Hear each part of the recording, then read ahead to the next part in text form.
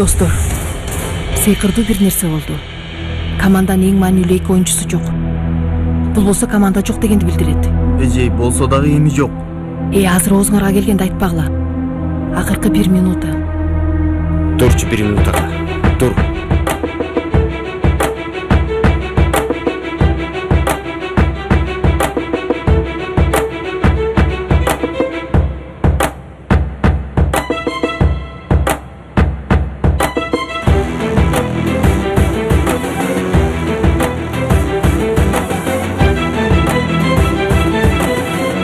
Акыркы 20 секундда. Бул.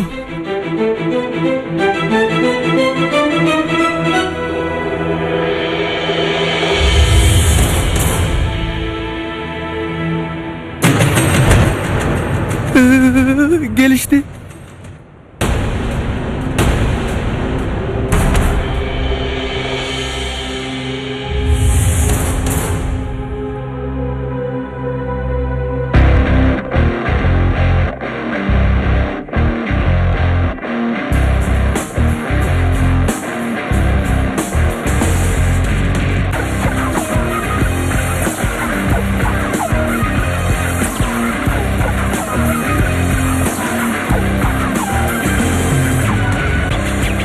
Кантип чыкты дейм булар эй. Аны билбейм, бирок өлдүм. Түшүнүп атасыңбы? Болгондо да кандай? Өлдүк эми жигиттер. Чын эле өлдүк. Кош бол турнирим. Бул кыял бул жерде бүтөт. Карасаңар, тренерге дагы даттан чатышат.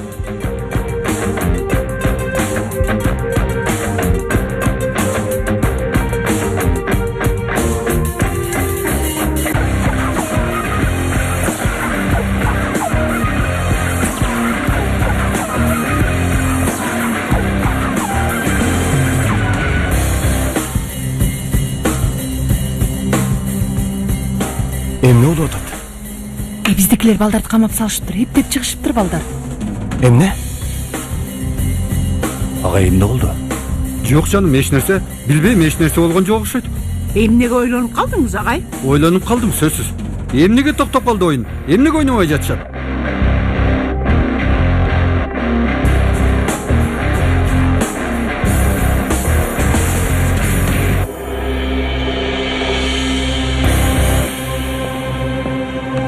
Кетип баратышат. Кайда? Кетпегиле, кайда баратасыңар? Кете берсин, сизге эмне?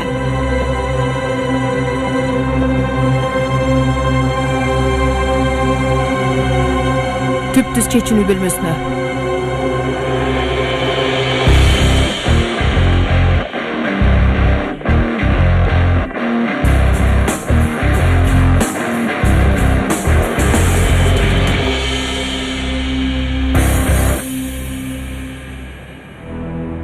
Тобо.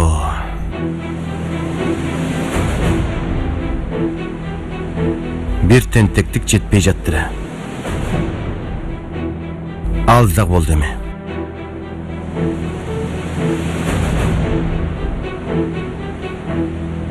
Ооба жигиттер. Жерди караганыңарга караганда уялып жатасыңар. Мунун мааниси уяла турган бир нерсе кылганыңарда билинет. Мен түйүп балдар менен сүйлөшөйүн.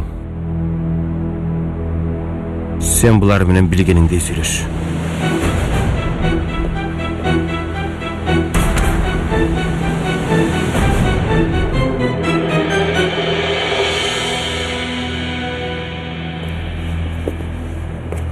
Саламатсыңарбы достор?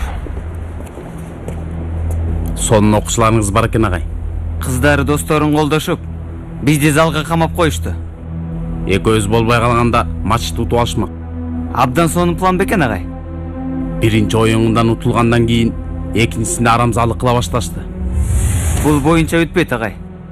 Кеп жалаң гана мектеп жана баскетбол жөнүндө эмес. Түшүнүп атасыз да, агай.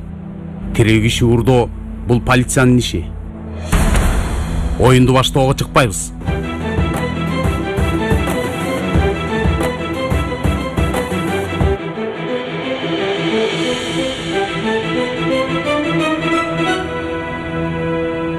Кандайсыңар? Кечиресиздер. Кандайсыңар? Рахмат. Саламатсызбы агай? Эмне болду эже? Башталган жокпу? Мен болсо башталды деп шашып келгем. Айтпаңыз ага, биз да түшүнгөн жокпуз. Командалар чыгышты. Анан эле кайра баары биригип чечүүнү бөлмөсүнө кетип калышты. Биз болсо күтүп атабыз. Эмнени эле сүйлөшүп атышат булар? Кандайча туура эмес кылдык? Азамат, көрдүң?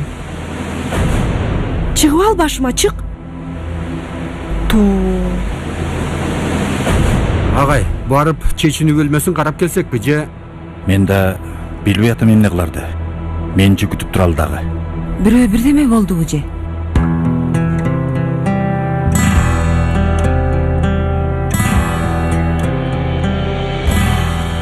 Агай, мындай учурда балдарды залга чыгарышым кыйын болот. Туура айтасыз. Уруксаат берсеңиз, мен дагы сүйлөшүп көрөйүн. Макул агай.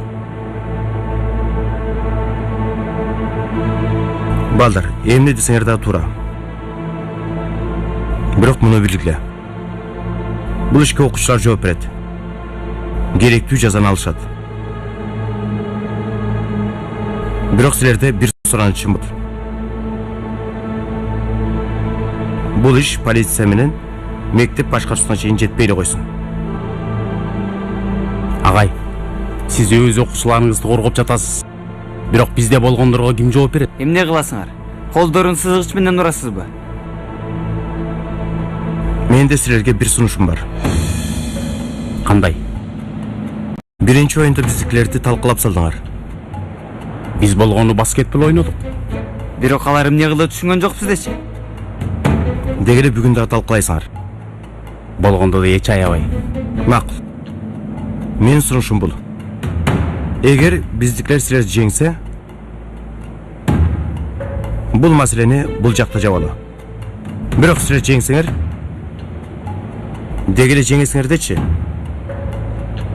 Андай болсо, каалаганыңарды кылгыла.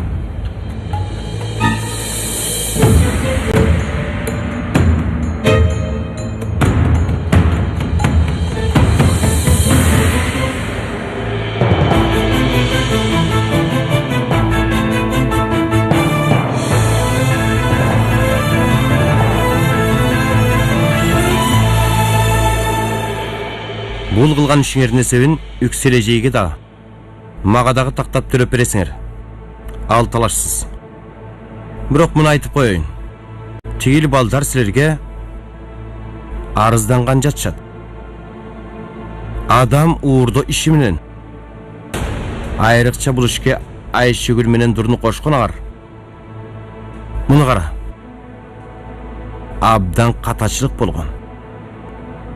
Агай, өзү жайгарып коймокпуз.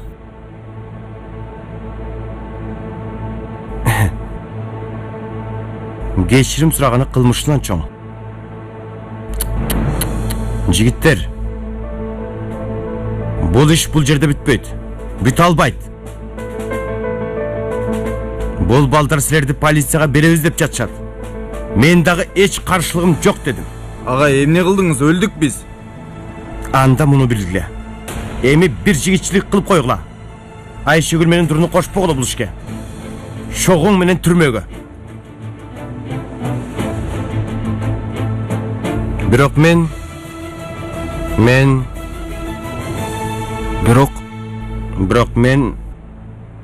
аларга бир сунуш кылдым. Кандай сунуш? Эгер аларды жеңсеңер, мектеп дагы, полиция дагы, балдар да эч кандай маселе көтөрбөйт. Жеңсекпи? Ооба. Биринчи оюнда силерде 100% айырма менен уткан команданы жеңсеңер, бардык иш бүткөн болот. Бир гана оюнду утуш үчүн эмес, келечегиңерди куткарыш үчүн. Ушуну жасай аласыңарбы?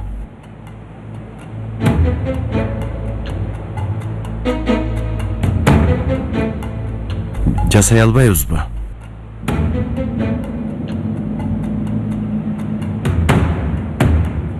Уят.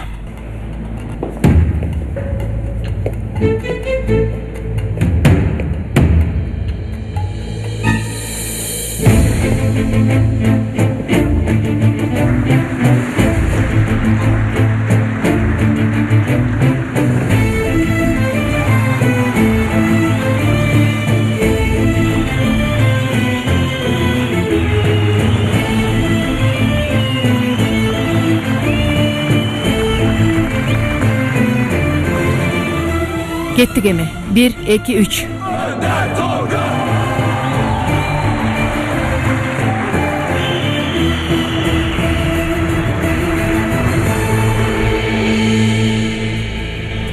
Аябай кызык болот.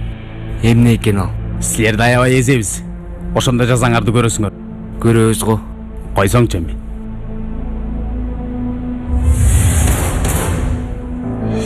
Ошол колуңду бар го. Анан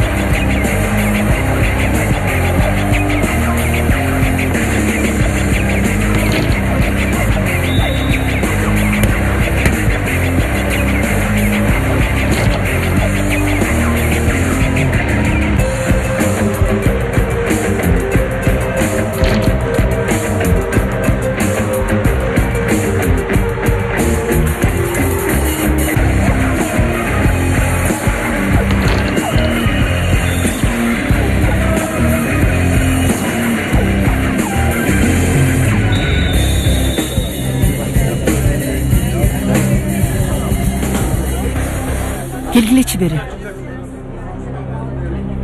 Достор, аябай ачуулусуңар. Оюнду бузуп атасыңар. Күчүңөрдү оюңа көрсөткүлө бир аз. Пойрас, денең менен жаап атканда бир аз абайла. Кеттик, көңүлдү көтөргүлө. Мен силерге ишенем. Силер да өзүңөргө ишенгиле. Жарайбы? Ичиңде эмне болгонун айтпайсыңбы эми? Кумар ойнодум. Агай, бир нерсе сурасам болобу? Болот. Мурда буга эң көп каршы чыккан сиз элеңиз. Азыр Балким өзгөрүп жаткандырмын эжей. Балким салих болуудан тажагандырмын. Кыйын болот билем. Бирок кээ бир нерселер өзгөрүш керек эжей. Өзгөрөт.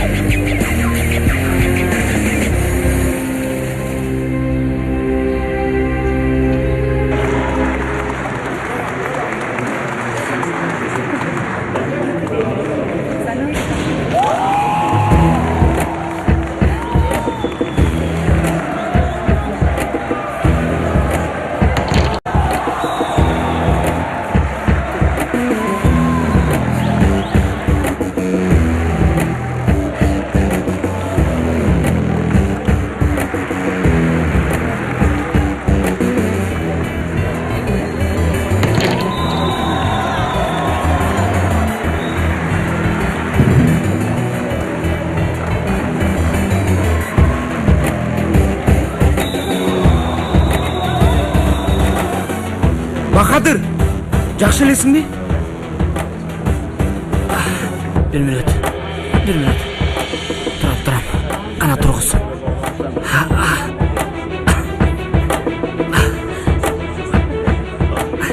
Бахадыр. Жакшы элесиңби? Уланта аласыңбы? Жакшы. Уланталам. чыгарайынбы сени, жаман көрүнүп турасың. Жакшы эле эже, ойнойм.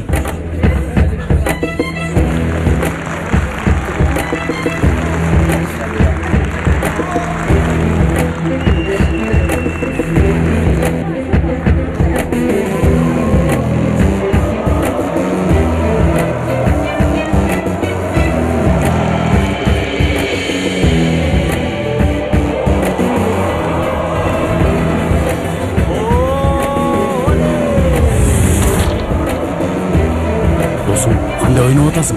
Тигилер улам упай алып атат. Колуман келген кылып атам, досум. Эмне кылай?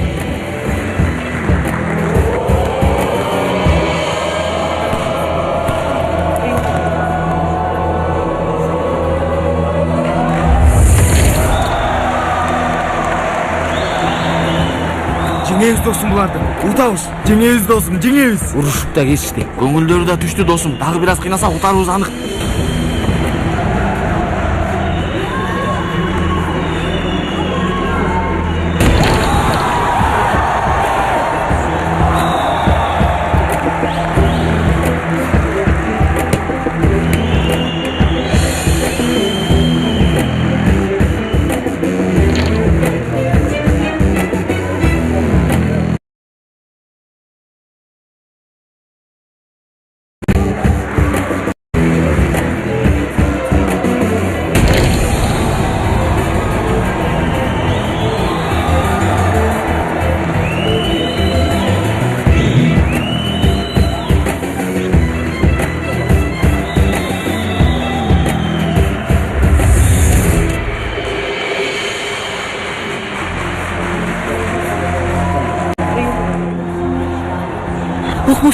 Укмушсуңар.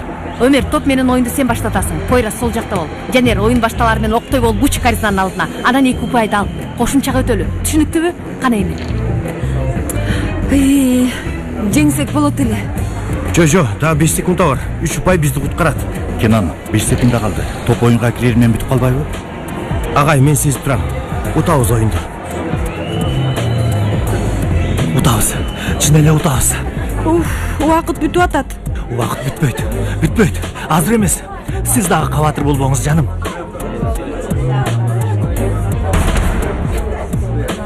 Балдар укмуш ойношту, бирок айлоо жок да, буйрубаптыр. Кана эмесе, келгиле. 2, 3.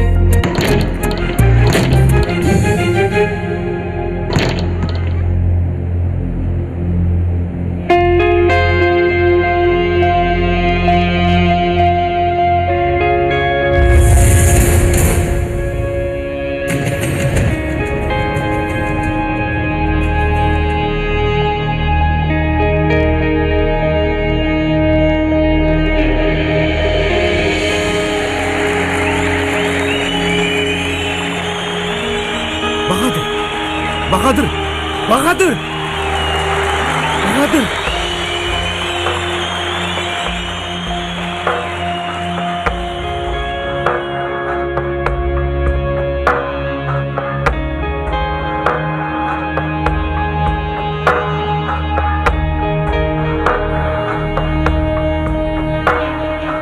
Havayla.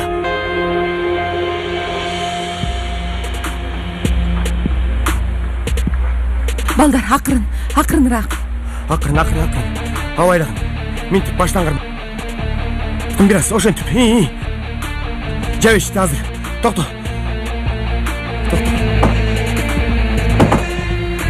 Салих агай, келбейсизби?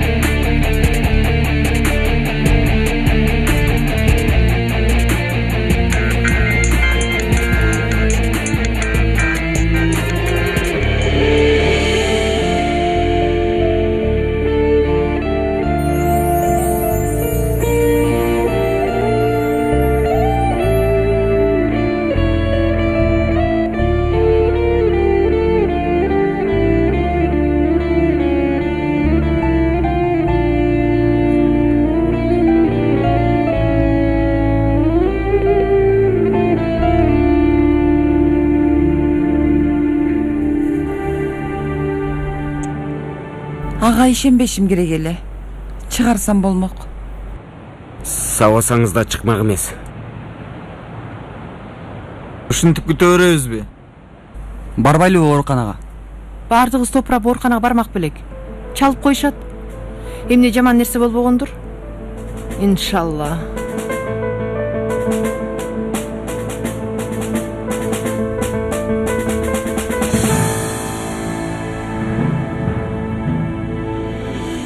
Эрфежи, биз бир дарыгер менен сүйлөшөлүбү? Мүдүр бей, сиз Бахадыр менен каласыз да, туурабы?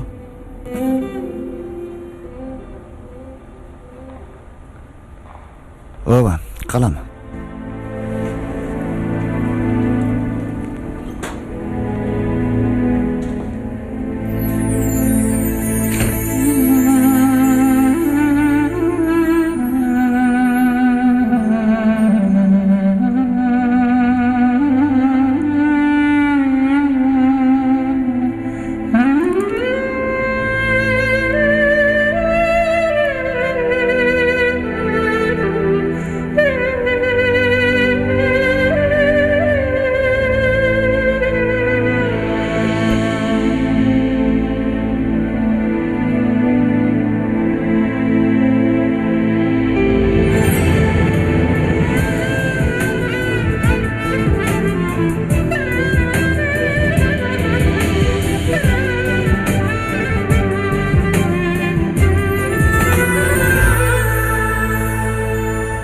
Рентгенин текшердим.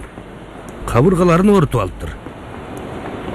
Эсин жоготуп коюусуда катуу стресске байланыштуу болгон окшойт деп ойлоп атам. Демек корко турган эчтеке жок дейсизби? Жок. Чынында ичинде кан кетүү коркунучу жок. Өзүнө келгенде алып кетсеңер болот. Өзү да оюндардан, катуу соккулардан алыс болсо, бир аптада айыгып кетет. Сизге чоң рахмат. Ыраазыбыз сизге. Айыгып кетсин. Баракелде, өтүп кетти го. Аябагында корктум мен. Коркчу нерсе жок, баары бүттү. Кенан, келгениң жакшы болду. Мен биздикилерге айтып коеюн, кабатыр болушпасын.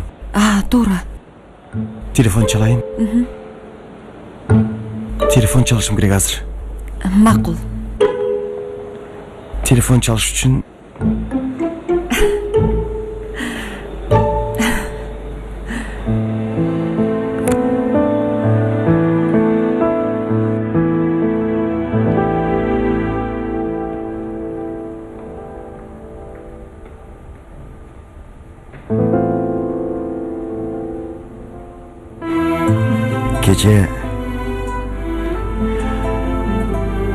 Gece түндө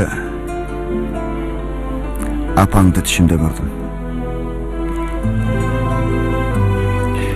Карындашыңды да.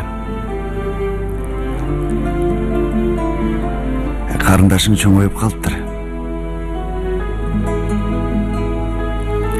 Кызын түшүндө чоңойткон канча ата бар болду экен. Апаңа аптан чоңоюптур дедим. Апаң да мурдагыдай сөзү даяр. Ооба деди. Чоңойду. Сен анын чоңойгонун көргөн жоксуң. Бирок түштөрүңдө чоңойттум. Макул. Бирок Бахадырдын да чоңойгонун көргөн жоксуң деди. Эч караган жоксуң деп.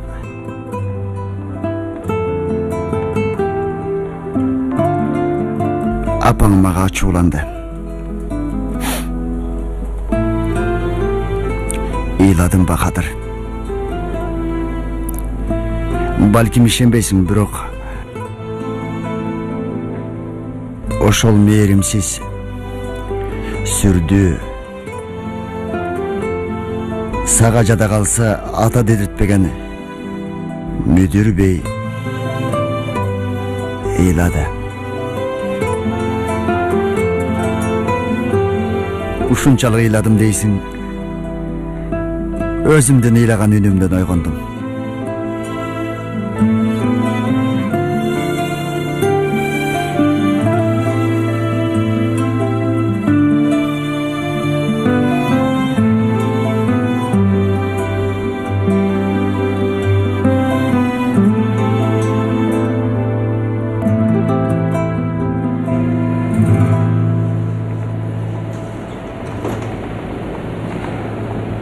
Esine келип атат. Сонун. Сиз да ошондой окшойсуз. Доктор эмне деди? Коркунучтуу эле эмес экен.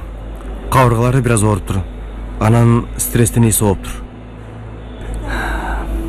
Жакшы. Кетесизби? Абалы жакшы болуп калды. Мектепке кайсам жакшы болор. Агай. Угуңуз. Бакадыр ал 3 пайды оюнду утуш үчүн эмес. Сизди ойлогон үчүн киргизди. Муну сиз да билесиз. Буларды мектептен сүйлөшөлү. Макулбу?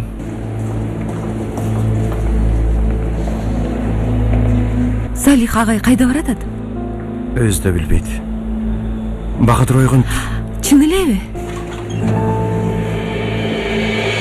ооба Элиф эжей.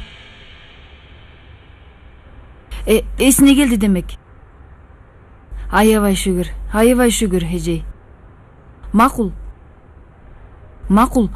Элиф эжей, азыр Yüksel эжей менен Метин агай бир топ окуучулар менен жолго чыгышты. Силерге ооруканага баратышат. Макул эжей, жакшы болду. Жакшы калгыла.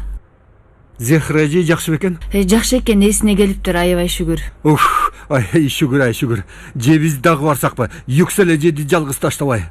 Yüksel эжей жараланыптыр бенде. Кандай тешеси бар? Кудайым ай, Аллаң сактасын. Жараланчу беле ал. Биринчиден спортсмен киши. Ден соолугу мыкты го. Эми чыдам койго, спортчу болгондуктан.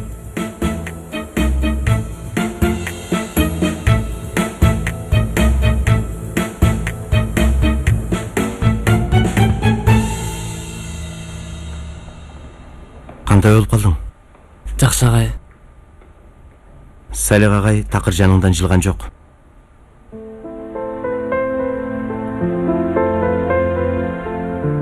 Ишенем ошондой. Кош келгин. Кандайсыңар? Баатыр спортчу эмесине келдиби? Оюнду уттукпу же? Ооба. Акыркы сонун упай болду.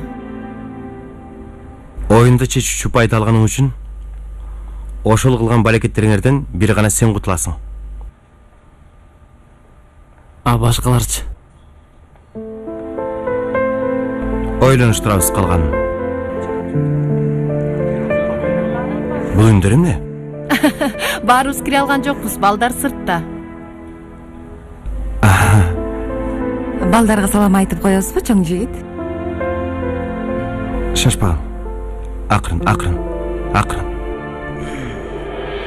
Кана эмес.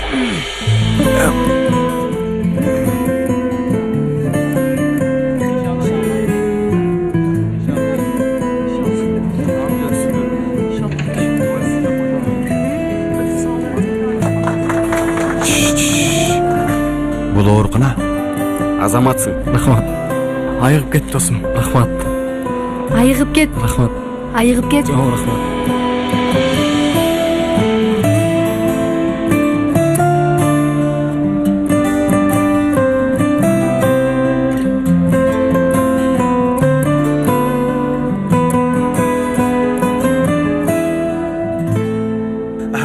Ооба, мынакей.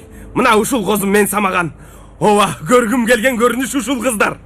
Көргүн келген башка да көрүнүш барбы? Кандай? Идиштер сыяктуу, мисалы ашканада, я. Тармалым, мен Козмус кафе башкаруусунун шефимин. Бир шефтин идиш жууганын көрдүң беле?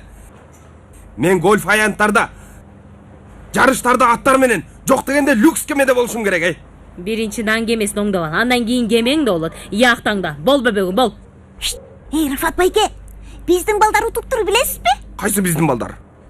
Биздин балдар кайсы болсун, жинди? Кенан Жизденин балдары, биздики дагы билбейсиңби? Кийинки айлапага өтүптүр. Кенен байке чалды, кечинде бул жакта куттукташат экен. Куттуктоо бул жактабы? Бул жактабы? Куттуктоо. Канча киши булар? Канча киши экен? Сонун эл толотанда бул жака. Анда акыны кире бериштен алалы. Ооба, акы алалы. Канча болсун? 10 лира. 10 лира кирүү акысы. Бирок жанында кошумча ичкилик беребиз. Эмне? Ичкилик дедиби? Ооба, ичкилик. Мен акыркы жолу качан уктум эле ал сөздү, эй. Ал эмне деген ичкилик? Ичкилик билингенде ичилет. Ликетлик макул силер иштей бергиле. Мен болсо тияктан даярдык көрөйүн. Ичкилик деди. Мен кийимге кийип алгам, Кудай ай.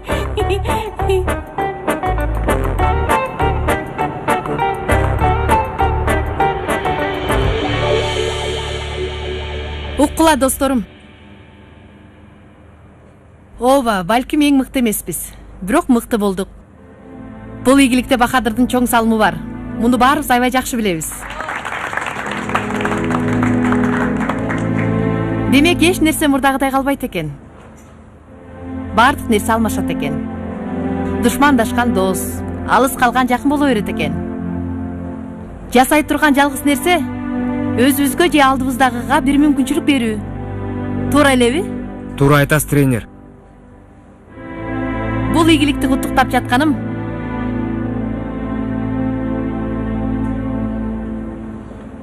силер менен сыймыктанып жатканым. Эртең Дагы бир нерсе чыгат, эмне жер тазалайбызбы я? Демек азырбы? Эже коюңузчу. аларды Кенан агай менен өзүбүзчө сүйлөшөбүз. Эми эмне кылабыз, эже? Мектепти башынан тургузат окшойбуз? Мунуң абдан жакшы пикир. Бирок аздык кылат. Эжей, деги уктаганга убактыбыз болобу? Болбойт го дейм, өмөрүм. Мен да ошонто ойлогом. Азыр көңүл ачуу убактысы. Аш болсун. Эми кантип көңүл ачышат билбейм. Эми алардын иши.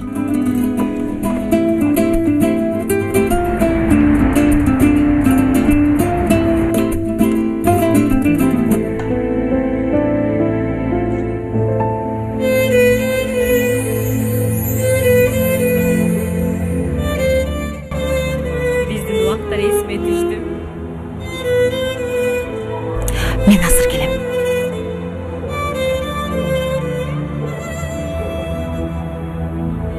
Сырдуу партиянын адамына окшоп, Эмне? Метин, сен менен бир нерсе сүйлөшкөнбүз, эсиңдеби?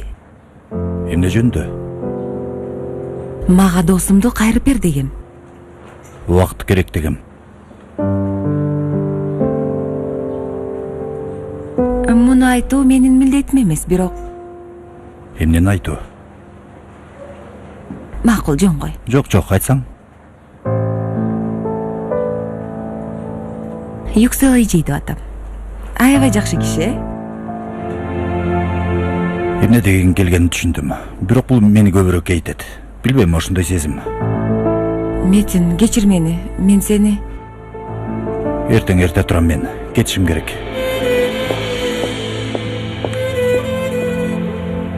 Сен илдешкемне келген жоксуң? Күчүм жеткен жок. Бирок бул жакка келгенине караганда эч кандай маселе жок да. Маселе жок дейсиңби? Кенан бул жакта деп келдим. Ай Кудай ай, сен эмне эле деп жатасың? Эч нерсе деген жокмун. Кандай кааласаң ошондой кыласың. Бирок капаланасың. Жада калса андан да көбүрөөк капаланасың. Муну билесиңби? Билем, алтыным, билем. Макул эми, эмне кылсаң кыл, мен сенин жаңыңдамын. Муну билип жүр. Сен аны таштачы. Силер эмне кылдыңар Пойрас менен?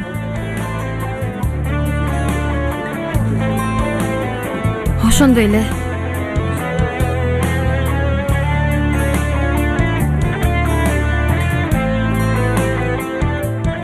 Элиф жигити мен кетейин эми. токто, үйдүн ачкычын берейин. Үйгө да жайгашып алдым, бирок Үйдөгү досум болдуң. Жана мага бул аябай жагып атат. Токто азыр. Машинанын ачкычын да берейин. Койчу эми Элиф. Үйгө жетип алганга мен бир аз балдар менен болом. Мейли, макул. Жакшы көңүл ачып келгиле анда. Чоң рахмат. Көрүшкөнчө.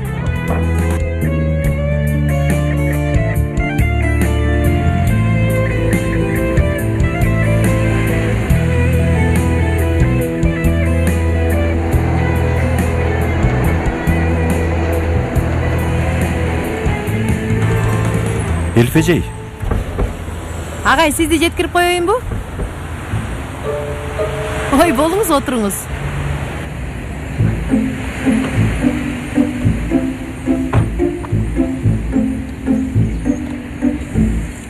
Жана соңку секундта оюнду жеңдик. Бахадыр салды 3 упай. 3 упайбы? Апа, торчонун чектеген сызык бар го, ошол чийиндин сырт жагынан салганда 3 упай болот. Түшүнгөн жоксуз, Жок. Эмнени угуп атасыз анда?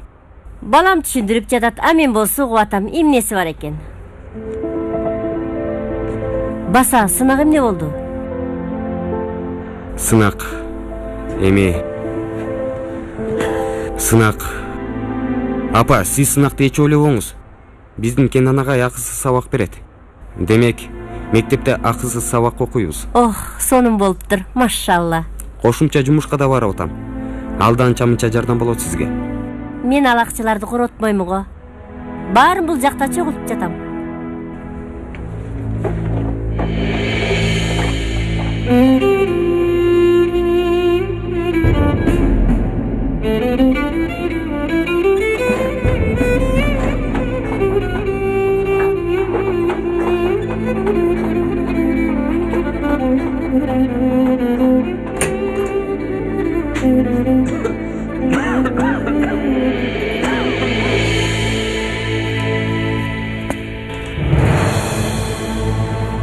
Sen бүгүн жумушка чыкпаптырсың. Хамид, бул жактагы акчаны көрдүңбү?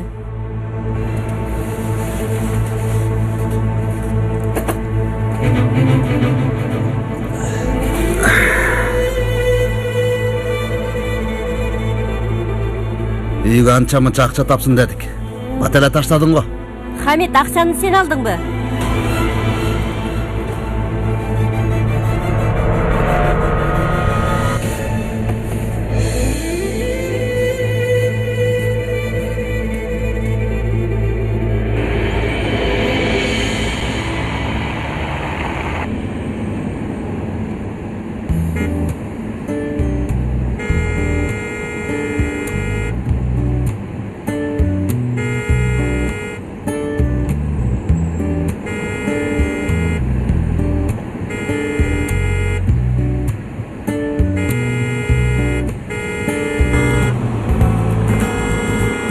Сага эмне керек? Эжейтим коюңуз өтсүн, кетсин. Эмне болуп атат? Түшүнгөн жокмун такыр.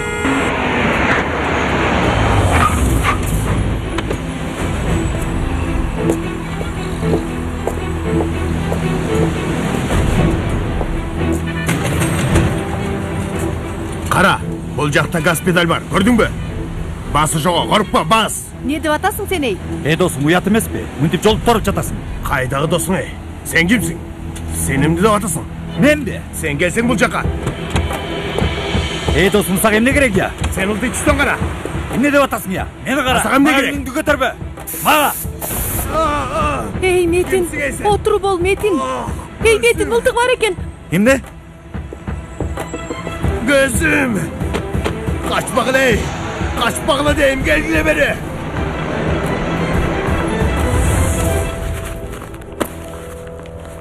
Уулум, кайда баратасың түн ичинде? Кое бериңиз, апа. Кетейин же болбосо бул жиндини өлтүрүп коем. Анан ал мүрзөгө, мен түрмөгө. Ушуну каалайсызбы? Балам, ал сенин атаң болуп эсептелет. Ал мен эч нерсем болуп эсептелбейт. Мен кетип атам. Мени эч ким кармай албайт бул жерден. Кетпе, балам. Мен эмне болом анда? Мен сен үчүн жашап жүрөм. Сизди да алып кетем, апа. Чыдап туруңуз.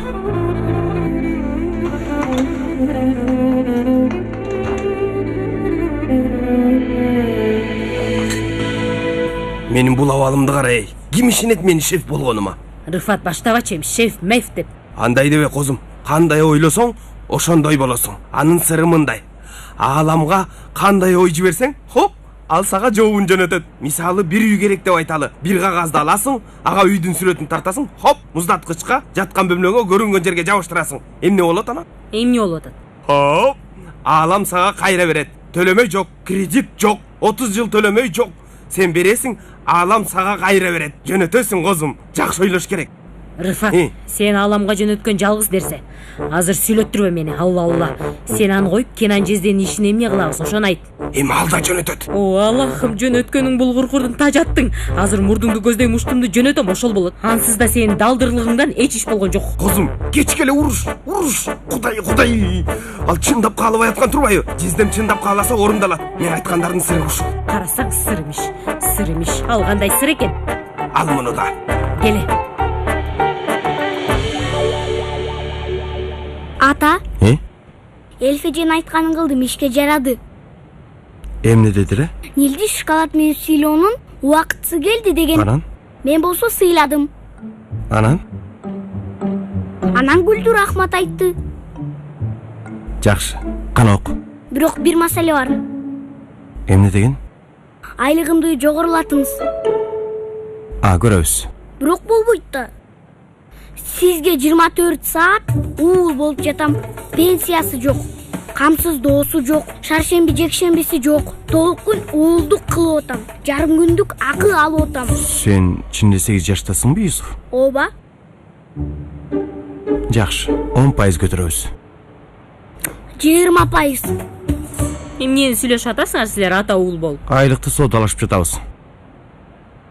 10% деп макулдаштык. Жок, макулдашпадык. Юсуф, жөнөт ааламга, ал сага кайра келет. Жашыруун сыр. Не деп атат булай? Кайдан билейин жизди? Эртеден бери ааламга жөнөтүп бүтпөйт.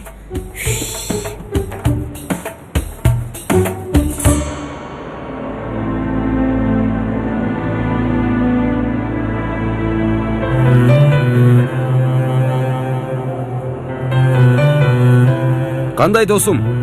Жакшы досум, өзүң? Жакшы. Силердин үйүңөр бошпу? Үйдөгүлөр менен урушуп кеттим эле. Үйгө баргым келбей атат. Койсоң досум, мен да азыр эле атам менен айтыштым. Мамилеңиз жакшы эмес. Бөлмөдөн чыкпай атам.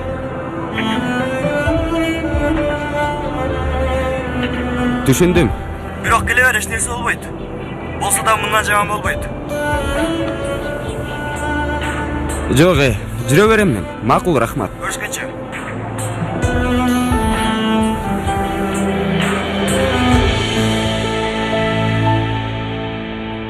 Oyunumuz sonun oldu go. Ооба. Yüksel. Trenerden son ne? Maşallah. Дагы ошондой. Kança жашта oldu eкен? Көп болсо 27. Жок, андан көп болбойт ансызда. Ошентип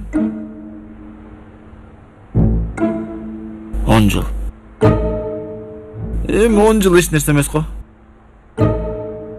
Ооба да. Ооба да. 10 жыл. Эмне болуптур 10 жыл болсо?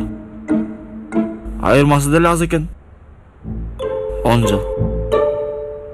10.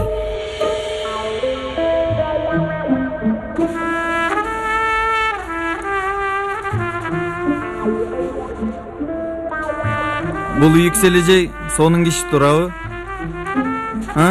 Укмуш. Эмне? Yüksel эжей дейм. Сонун эжей, Эми билбейм. Өзүнчө эле башкача го. Мындай күчтүү, сулуу го. Турабы Еткин? Эмне? Ооба, ошондой. Менимче. Рахмат. Мүмкүн бизде маньяк өңдү бир аңдып жүргөн болбосун. Койсоңчу, дагы эмне? Жакшы түшүндүрдүк, бирок Түшүндүрдүк го эми. Эмне болгонун билбей калдым.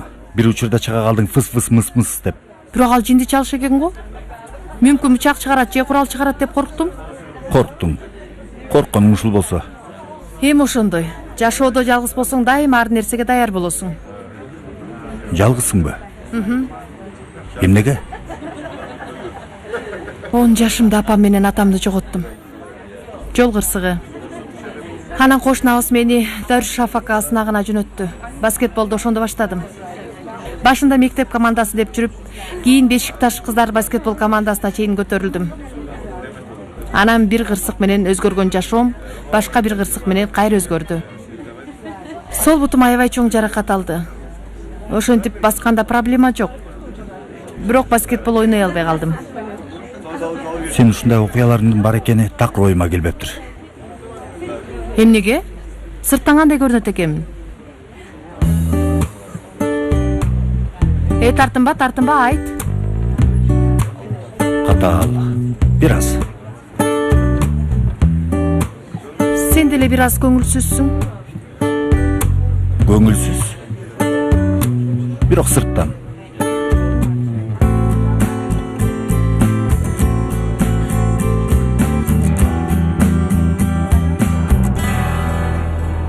Макул досум, түшүндүмү? Эч нерсе эмес. Макул, эртең көрүшөбүз. Мейли, рахмат.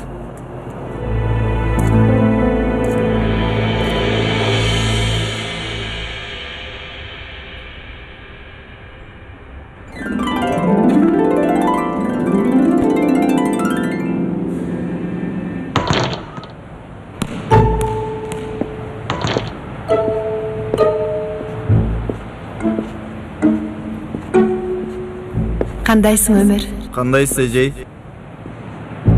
Мен сага Өмөр деп атам. Сен деле мага Юкселди. Макул, Юксел. Билесиңби, сен башкалардан өзгөчөсүң. Ошондойбу?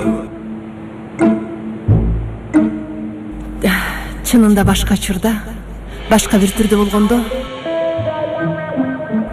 Кудайым, мен эмне деп жатам? Тилимди башкара албай жатам. Эмнеге?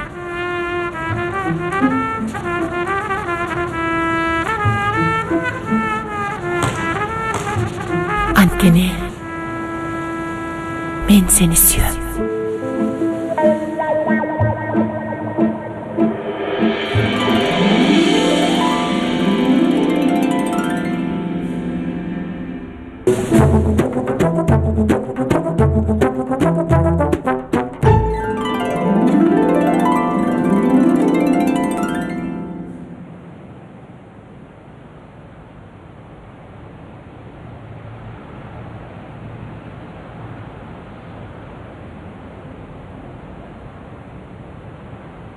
Кадыкөй Бешикташ кемесин ээрчиген Акчардактай. Дагы ошол Акчардактын Токочту абада кармаар учурундагыдай алсызмын. Балким бир баскычын жоготкон, баскыч болуп калган эски пианиномун.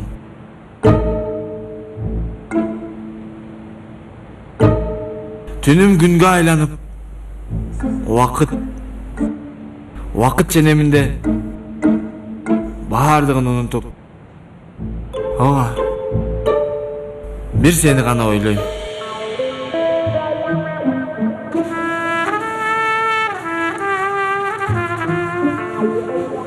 А менич?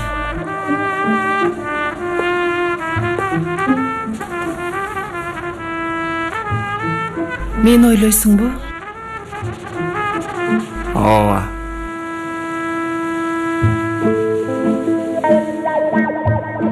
Юксел. Чаалар. Мен сага ашыкмын. Мен да сага.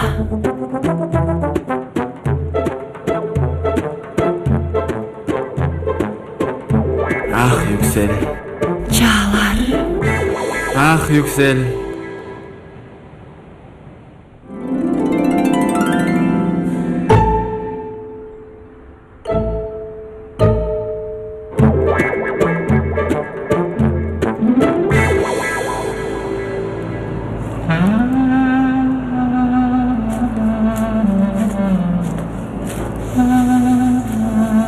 Байрас, эмне ишиң бар бул убакта сенин?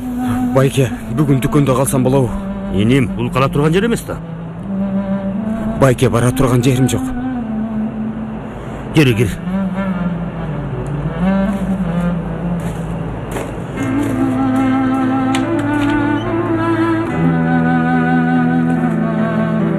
Жытына бир аздан кийин көнүп каласың. Сезбейсиңдир. Бул жакка жат. Көчөдөн жакшыраак. Ооба да, туура. Мен ук, суукта от жагып, дүкөндү өрттөп салба, макулбу? Жок, байке. Ойлобоңуз. Жакшы анда. Эртең менен сүйлөшөбүз. Бир нерсе табарбыз. Рахмат, Махмут байке. Макул. Чоң рахмат. Жакшы жат анда.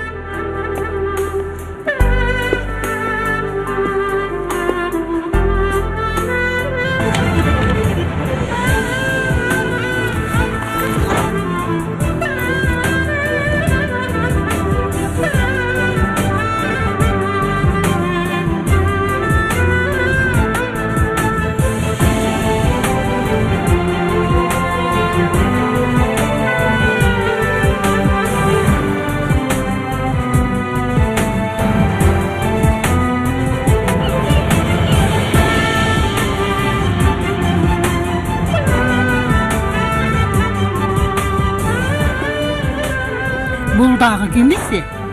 Mahmut bir bala var dedile. Ay balam. Abi, bunu niye tısıvatıptır? Ay balam. Aççı gözüngdü.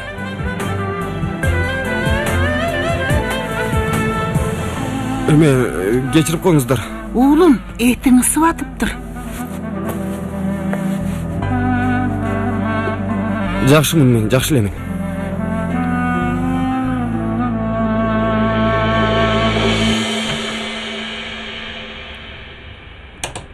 Күзгүнүн алдына туруп алып, бир оңго тарай чачын, бир солго тарайт. Жезде, биз кече кечинде Айнур менен ойлонуп жатып чечим чыгардык. Чыгардыкпы? Ооба, чыгардык. Калганын айткың келеби, Айнур айым? Чоң рахмат, Рыфат мырза. Сонун эле баштадыңыз, аягында эле өзүңүз айтыңыз. Эми бирөөңөр айткыла. Жезде, Элиф эжеге сунуш кылуунун убактысы келди деп ойлоп атабыз. Эмне деп атасың, Рыфат? Эмне дегенин мааниси жок. Сиздин эмне жасарыңыздын мааниси бар. Мындай да Жезде, биздин аялдар күнү айынан болбой калган уюмбуз. Ийгиликсиз да болуп калышы мүмкүн. Бирок сиздин аракетиңиз башталышы керек эле. Илгерирээк. Бул сөз аябай жагат. Илгерирээк. Илгери эмес, тезирээк.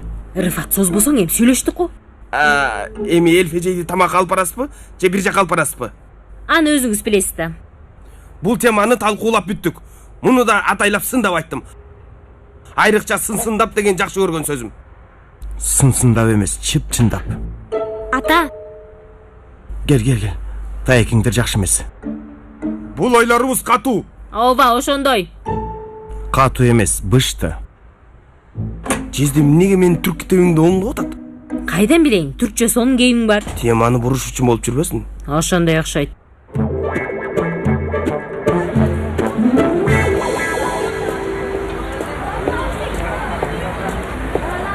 Эмне кылып отурат менин баатырым? Эмне кылсын? Сени күтүп? Күтсүн, жакшы. Эмне? Күтсүн эми. Пойразды көрдүңбү? Жок, эмне болду? Жок, кече түндө чалгам, алган жок. Эртең менен чалдым, дагы жок. Ойлонбо жаным, келер азыр. Жакшы, макул, чоң рахмат. Тынччылыкпы? Бул эмне жан талашы бизде атат Пойразда? Сен деле түнү бою жооп бербесең, мен да жан талашам ушинтип. Мейли го жыпарым. Эми биздин ортобузда бир нерсе бар.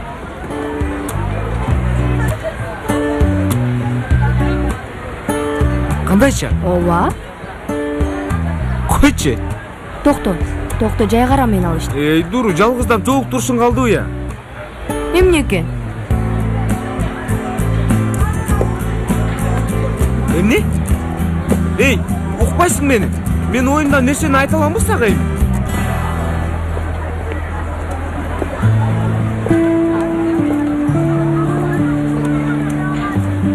Майкл Жордандайсың го, досум. Рахмат, эң мыкты оюнчу болдуң, досум. Рахмат. Санын айнадың, санын. Койчаңдай. Ошондой.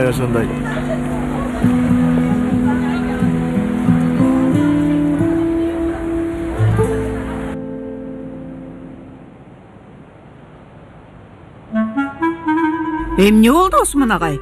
Улам саатыңызды карап жатасыз. Бирөөнү күтүп атасызбы? Жок, жөн эле эми. Эме жактан Сөзсүз ошондой. Агай, сиз аябай ойлонуп жаткандайсыз. Жок, менби? Жок, кечээки толкундан кубаныч. Саламатсыздарбы? Түшүнүктүү. Эжей, сизди дагы бир жолу куттукташым керек. Чын эле биздин чабал балдарды Лос-Анджелес Лейкерс кылып салдыңыз, баракелде. Жок, Осман агай, мен деле эмес. Жөн эле балдар берилип ойношту. Эжей, тарынчак болбоңуз. Чындыгы ошондой. Каяка эжей? Ишилгер агай.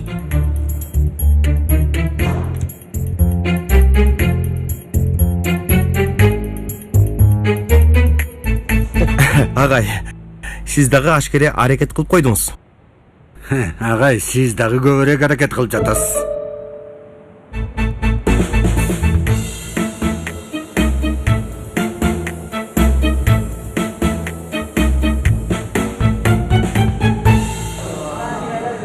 Пойраз менен сүйлөштүңбү деги?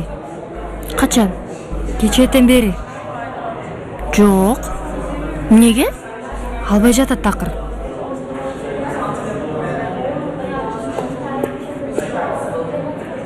Отургула.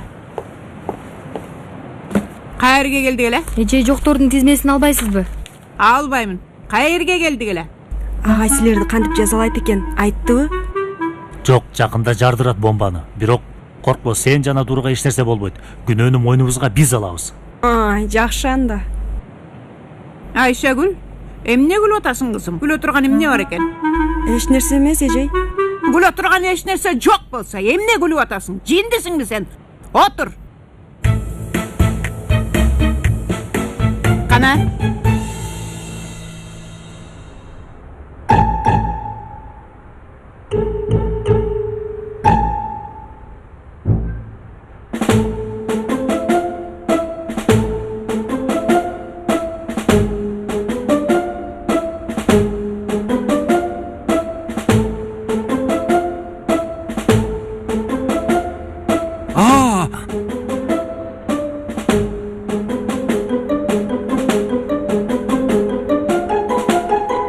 Терезеден чыгайбы?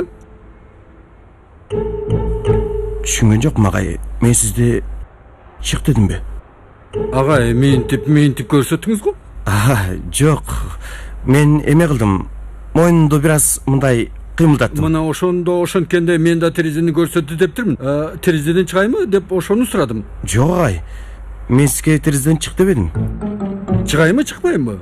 Чыкпаңыз агай, отуруңуз. Отуруңуз, эмнеге чыкпак элеңиз? Сиз минтсеңиз ошентип ойлодум. Эмесе отура берейин.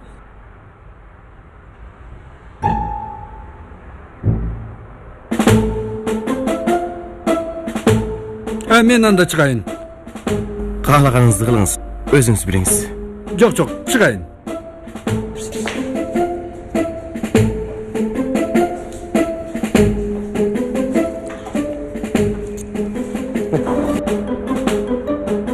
Elif.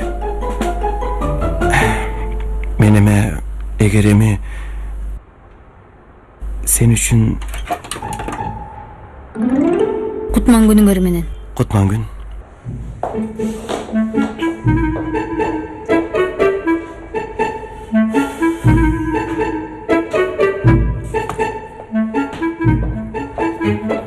Ишилгер эжей. Рахмат. Бир нерсе деп аткансың, Кенан? Ооба. Эме мен эгер кел. Агай, Yüksel эжейди издеп аткам. Оолум, жок.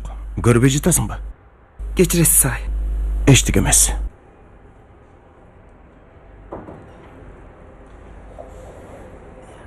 Ооба. Эгер эми мен Кечирип кой. Угуп атам.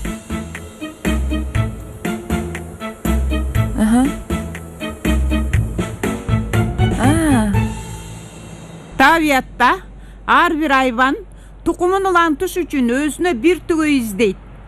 Бул эң негизги себеп. Анан биринчи табат, артынан чуркайт. Мындай кылат, тегиндей кылат, кылбаган нерсеси калбайт. Анан эмне болот? Эмне болот деп сурап атам силерден. Анан башкасын табат. Хоп, башкага кайрылат. Эмнеге? Анткени айбан. Адам болсо айбан эмес, туурабы? Жок дегенде айбанчылык кылбайт, ишеничтүү болот. Айбан десе.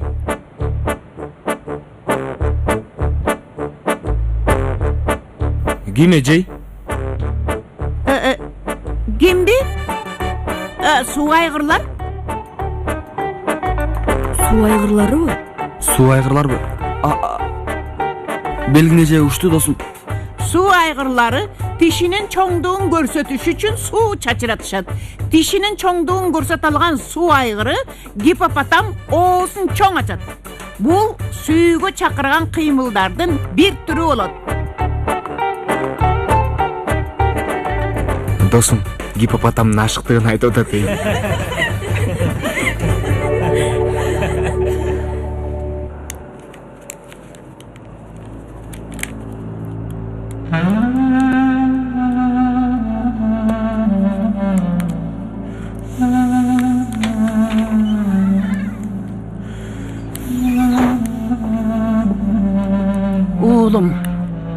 ооруп турат окшойсуң. Үйүңө барбайсыңбы? Үй болсо бул жерде жатмак белечи. Үйүң жокпу сенин?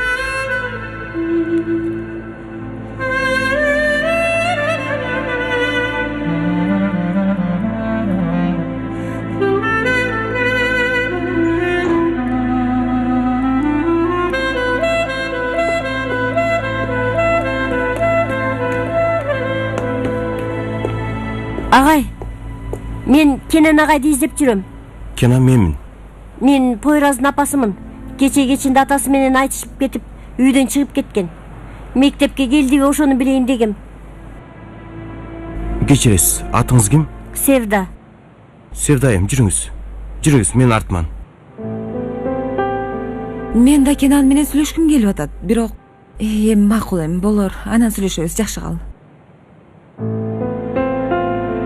Кенан, сен менен бир нерсе. Севдеже, келиңиз. Келиңиз, бул жерге отуруңуз. Севдеже, Пойраздын апасы. Кош келипсиз. Кечээ түндө үйгө келбептир. Бүгүн да окууда жок. Бирок ойлонбоңуз. Менимче бир досунукуна калгандыр. Азыр билип беребиз. Ошондой эле болсун.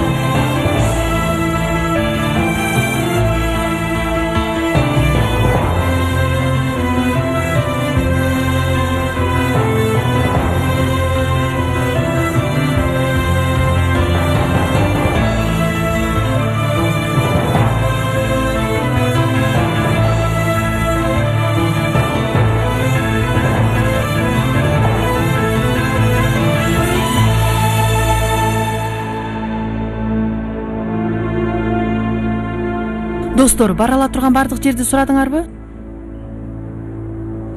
Каякта жүрөт бул бала? Балким видео саткан жерде. Эли зансыз да ошол жакка кетти. Чалат азыр.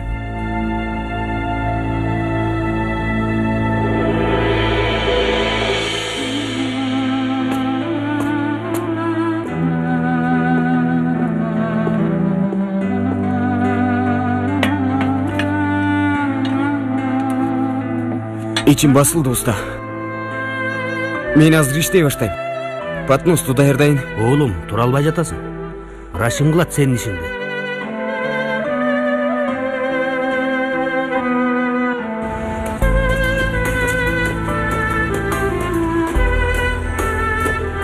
Ишилгери. Саламатсызбы чоң кыз? Жок, мен албайм. Мен Пойразды сурайын деген. Пойраз дүкөндө уктап жатат чоң кыз. Ордуна мен чыктым. Дүкөндөбү? Сарай бар го. Сарайбы? Түшүндүм. Рахмат. Ишиңизге ийгилик. Рахмат.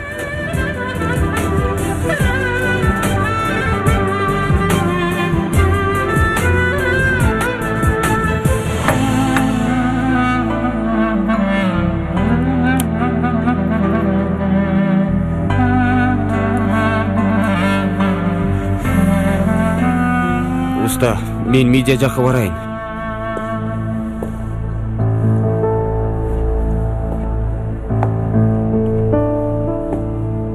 Oğlum, sen үйгө барып, жакшылап эс алышың керек. Ата деген ата болот. Антип тырышкан болбойт. Бар, колунан өп, бүтсүн баары. Мен жумушка чыгайын.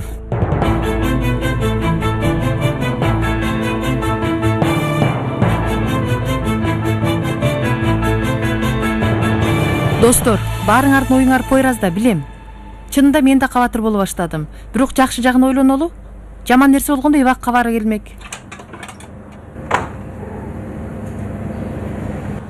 Саламатсыңарбы балдар?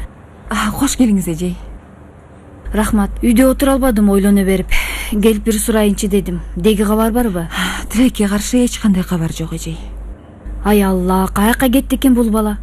Билбей атабыз. Анда полицей, ооруканаларга чалдыңарбы? Кудай сактасын, эч нерсе болбосо экен. Балдар сураптыр, ал жактан да кабар жок.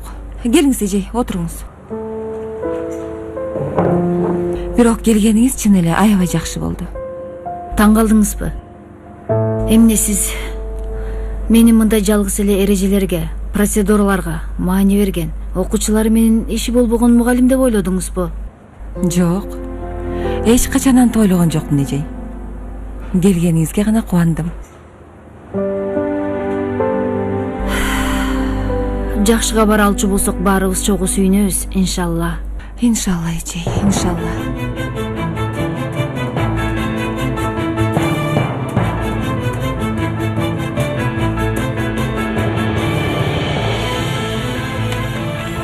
Ишилгери. Кел кызым. Эми мен Пойразды издеп жаткам. Азыр эле чыкты. Чыктыбы? Каяка? Подносун алды да кетти. Подносун койгон жерде башка бирөө турган болчу. Мен ооруп аткан үчүн бирөөнү жөнөткөм. Бирок ал жок, барам деп туруп алды. Башка бир жерге ачат экен жумушун. Ооруп атабы? Болгондо да аябай. Эгер аны тапсаң, үйүңө бар деп макул кыл. Мейлиби? Макул, чоң рахмат.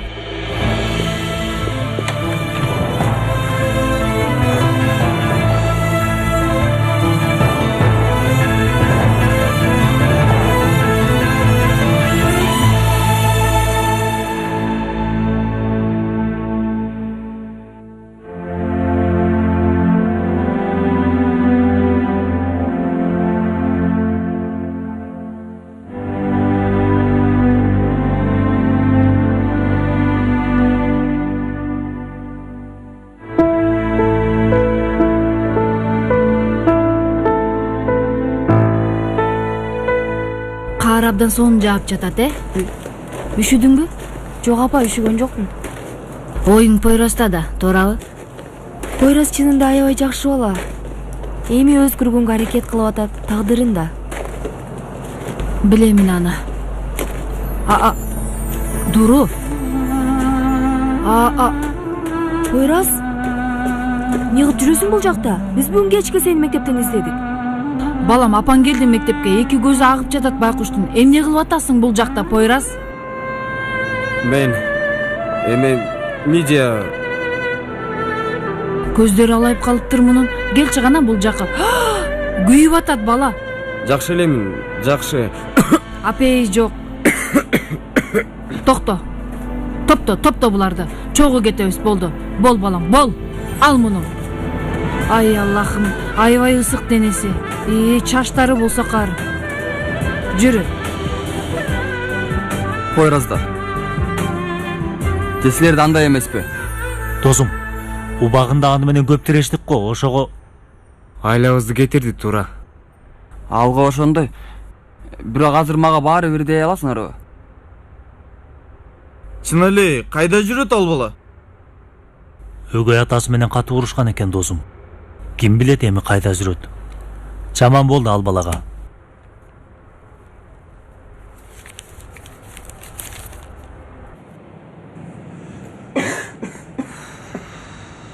Алда балам ай, кантип суук тегистиң мынча?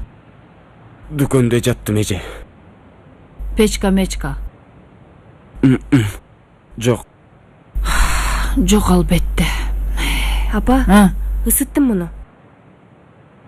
Пойраз кана турчу балам.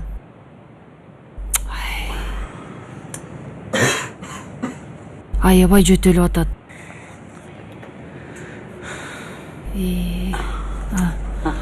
Болду. Азыр бул жылыганда муну дагы бир алмаштырабыз. Макулбу, Дуру? Макул апа. Эми жат, акырын.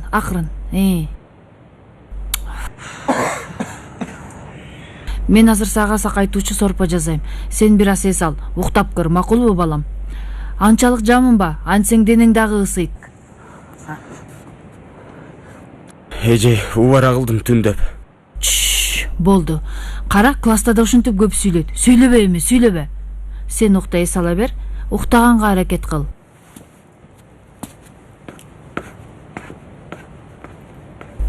Апа, угуп атам кызым. Чоң рахмат, апа. Ал эмнеге ал? Жардамыңыз үчүн. Пойраз үчүн. Анчалык деле таш жүрөктү жескемпер эмес экенмин да, Чоң жүрөгүңүз бар экен сиздин. Дур, унут электе тигил Пойрастын апасына чал. Байкуш аял ойлонбосун болду эми. Макул. Кенен агайларды баардыгына чал. Бала жакшы деп кабар бер, макулбу?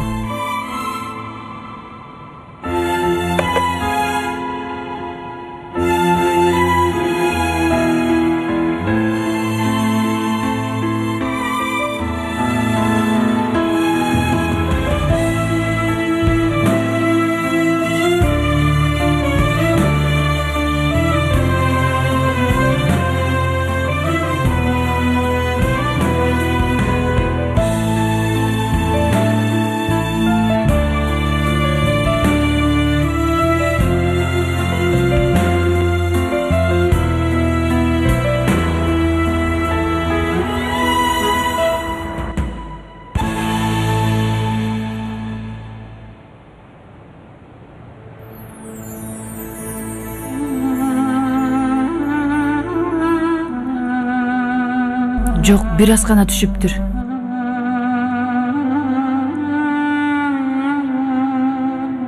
Жаман болду балага. Бирок айла жок. Гриптин жалгыз дарысы эс алуу. Мейли, даярдан ал да акырындап мектепке кетели. Уктасын бала.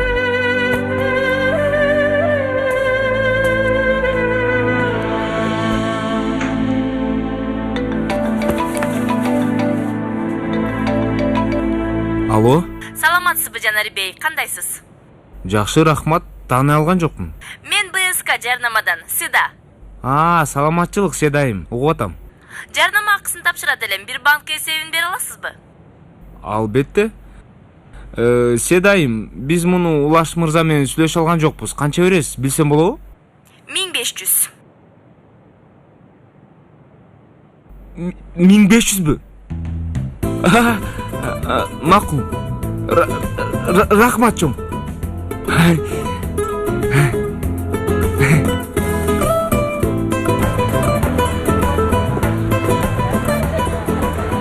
Же өзүм эле жеп салсам балакчаны. Үй айлыгы бар, биринчи үй айлыгы. Эмне айлыгы бар? Айлыкка жетет, ансыз да алакчы. Салам. Макул, көрүшөбүз. Билесиңби эмне болду? Айтып берейин. Жанер, мен сага башка бир нерсе айтышым керек. Эмне? Билем, ачууланасың, бирок кечээ Пойраз. Анан? Кечээ кечинде апам менен үйгө баратып Пойразды көрдүк жолдо. Ооруп калыптыр. Биз болсо үйгө чакырдык.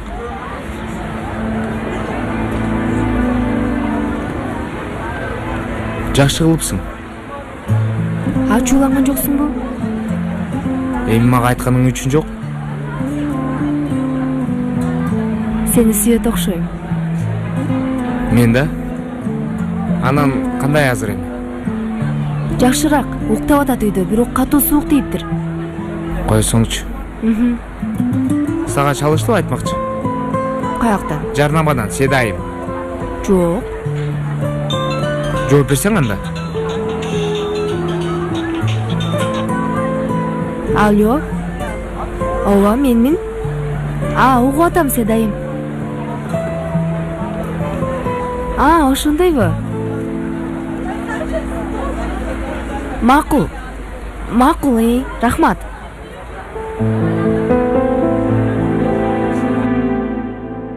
Эртең менен Пойрастын апасы менен сүйлөштүм. Жүрөгүм ооруду, байкуш. Аябай жаман абалдары. Кандайча? Ошо Пойрас кеткенден кийин Севдайым, апасы Байкеге бир аз катуу сүйлөп койгонбу? Байке да жинденип кетиптир. Анан? Эжебиз эмне кыларын билбей жатат. Албетте, колдоо жок, айла жок, акча жок. Балаң менен эмне кылсаңар кылгыла дептир тарбиясыз киши. Geçişet бекен? Билбейм, агай. Апасы да билбейт. Жаман. Бирок мен эң кымбат оюнчумду андай абалда калтырбайм. Oyunda bir nerse barбы? Ооба бар. Кана балдарды жазалайт элек го? Жаза? Кайдагы жаза? Эмне үчүн жаза? Саганча беришет экен. 3000. Эмне? Кандайчы? Эми мага эмне кандай нерсени? Макул, токто, тамаша болчу. 1500. Дуру. Угуп атам. Эми Пойразды сурайт элем. Сарсана болбо, жакшы болот. Макул, рахмат.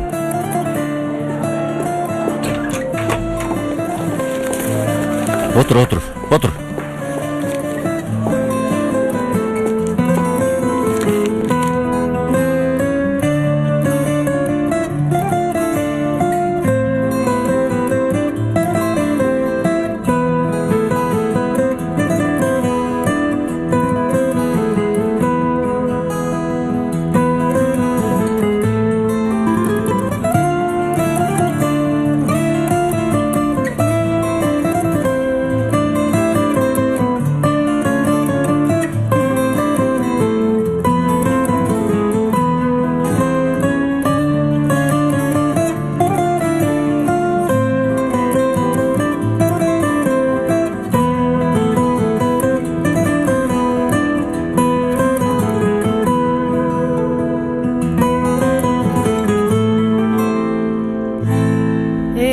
Анан эмне деп атасыз?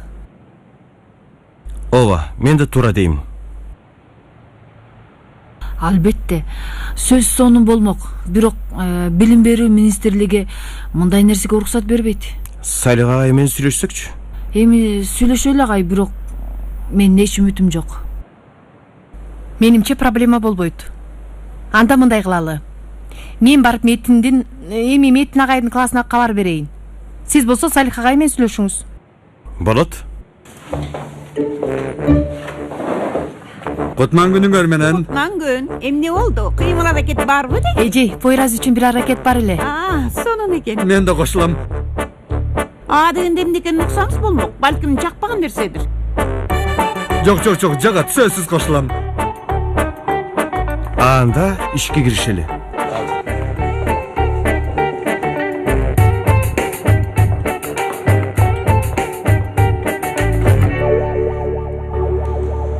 Дуру. Бар. Ямур. Ага, Ямур справка алыптыр. Пойраз. Жок. Келиңиз.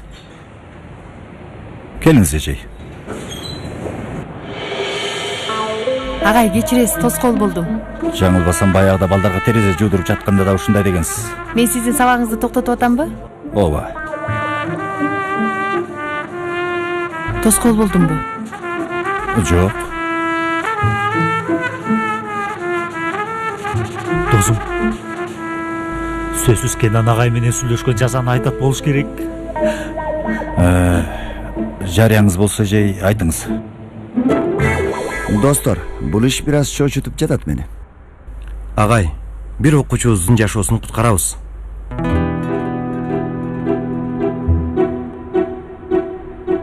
Эмне дейсиз, Салиха агай? Зехра жей көрүп турам. Үстөлдүн аркы тарабын өтү, сизди да өзгөртүптүр.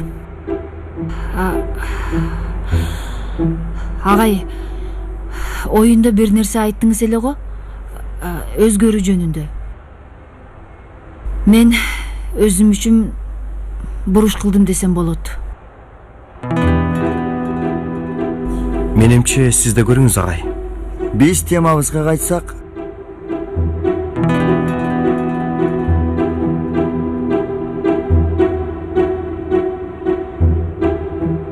макул дедим дейли.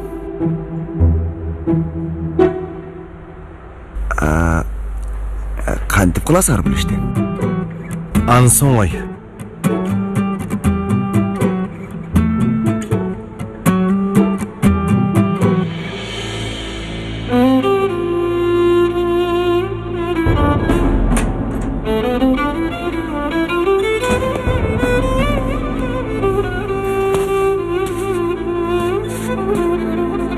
Апа. Уулум, балам кандайсың? Дуру чалды, катуу уруп турсуң. Зехра эже караптыр сени. Жакшымын апа, сакайып калдым. Жок бу. Эртең менен чыгып кетти.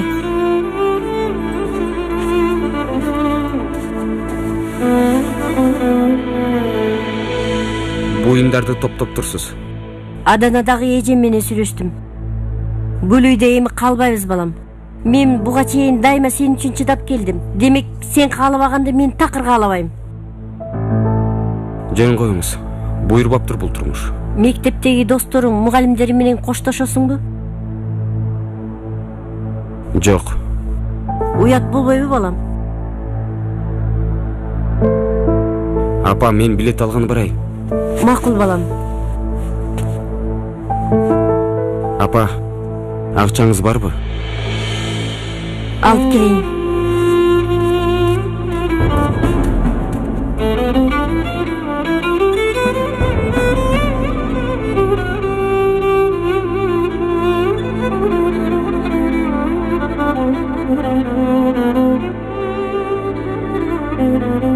Мына. Бул Салик агай мындай нерсеге кантип уруксат берди? Дагы деле таң калып атам. Эже, сиз деле айттыңыз го? Өзгөрөйүн деп жатыптыр.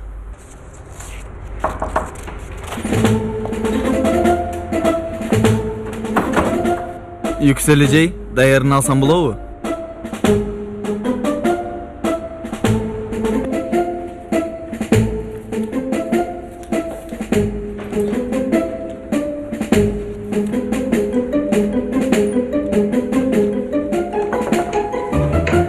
Апа, биз бир нерсе айтабыз. Жакшы нерсе болсо айт. Жанер менен жарнамадан алган акчаны Пойразга беребиз.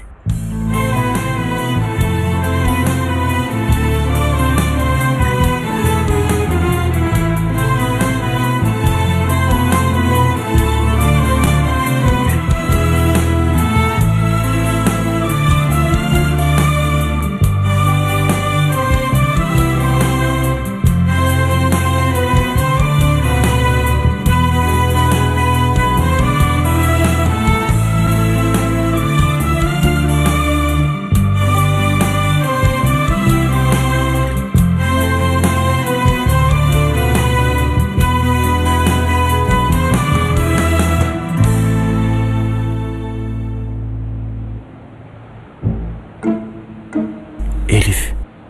Угуп атам. Деген мүмкүнчүлүк болбой койду, бирок Анан? Бир учур дейм. Анан? Тамакка барып келсек экөөбүз. Болот.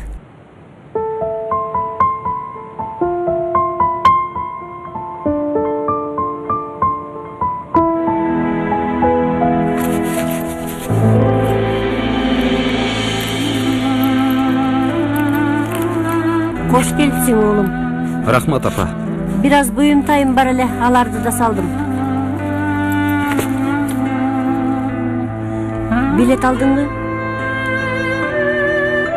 Алдым. Кечки 9'da кетебиз.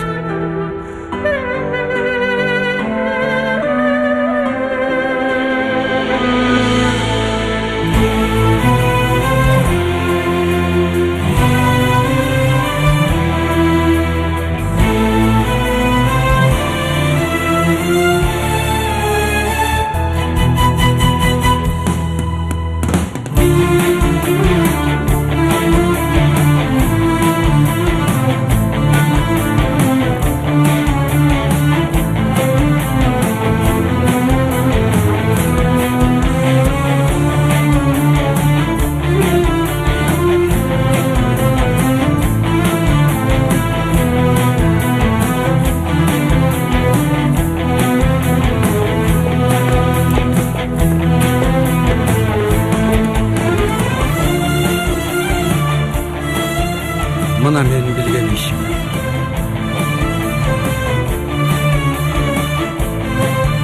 Баскылар стандарым.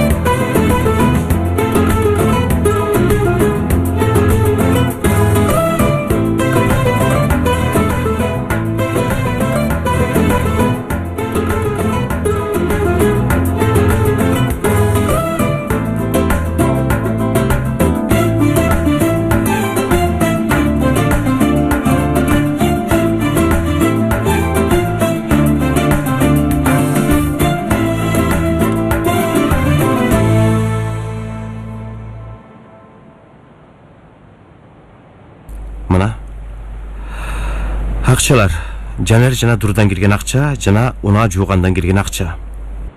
Анан Таптак 4250 лира. демек бул акча менен Пойрас жана апасы жаңы үй жалдай алышат. Биз болсо калган нерселерге жардам беребиз. Беребиз сөзсүз. Салих агай, бул сизде болсун. Туурараак болот.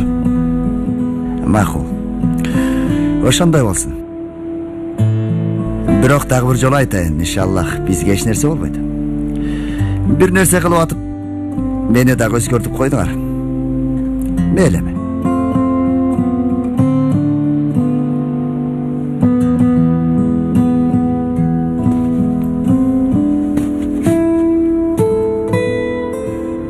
Апа.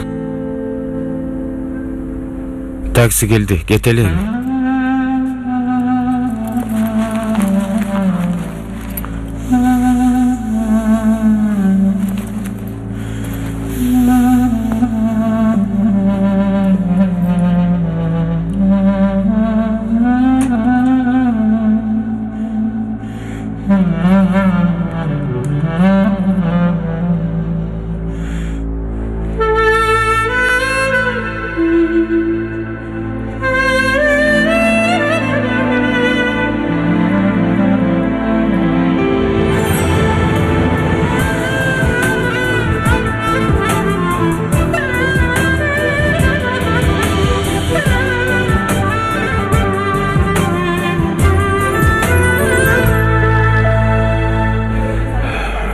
Шундук ким болду? Ооба. Сен келгенден бери жашоо аябай өзгөрдү. Эми мектептин.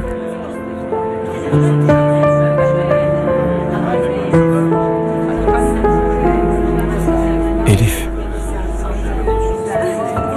Угуп атам.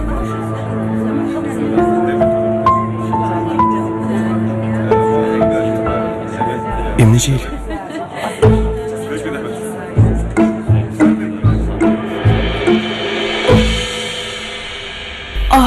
Чарчадык, бирок татыды ошого. Орукчан дагы эле уктап жатат болду экен. Билбейм, карап көрөлү.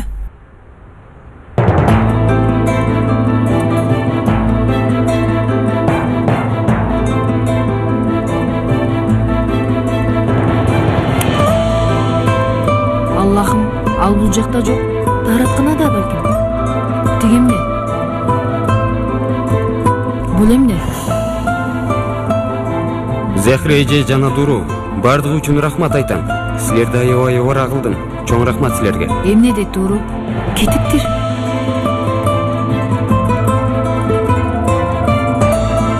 Акыңар болсо кечкиле, жакшы калгыла. Ушул насип болуптур. Эмне демек бул жигит?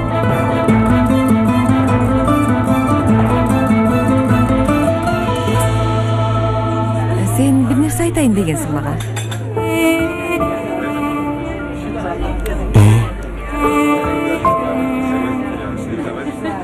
Ооба, айтат элем. Анан?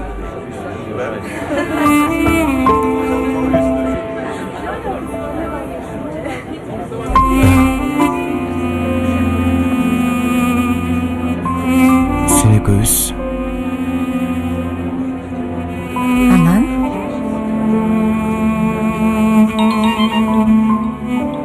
кечиресиң. Угуп атам Дуру. Эмне? Качан? Эмне менен?